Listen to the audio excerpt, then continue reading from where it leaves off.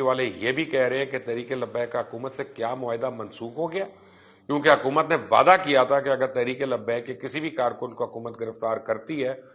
تو یہ معاہدہ منسوخ ہو جائے گا۔ جس طرح تحریک لبیک پاکستان 20 اپریل تک معاہدے کی پابند تھی، اسی طرح حکومت بھی معاہدے کی پابند تھی، لیکن حکومت پاکستان نے معاہدے پہ عمل کرنے کی بجائے تحریک لبیک پاکستان کے امیر کو گرفتار کر کے معاہدہ توڑ دیا، اس سے خلاف ورزی کی، اور ہم اس کی بھرپور مذمت کرتے ہیں۔ اب حالات کی تمام تر ذمہ داری جو ہے وہ حکومت وقت پر ہوگی۔ اب اس سے پہلے تحریک لبیک کے امیر حافظ سعد رضوی صاحب نے اعلان کرتے ہوئے کہا تھا کہ اگر فرانس کے سفیر کو ملک بدر نہ کیا تو 20 اپریل کی شب 12 بجے علامہ خادم حسین رضوی کے مزار سے ناموس رسالت مارچ کا آغاز ہوگا، اور اس کا فیصلہ تحریک لبیک کی مرکزی شورا کی اجلاس میں کیا گیا۔ ٹی ایل پی کے کارکنان برملا یہ کہہ رہے ہیں کہ سعد رضوی کو گرفتار کر کے حکومت نے خود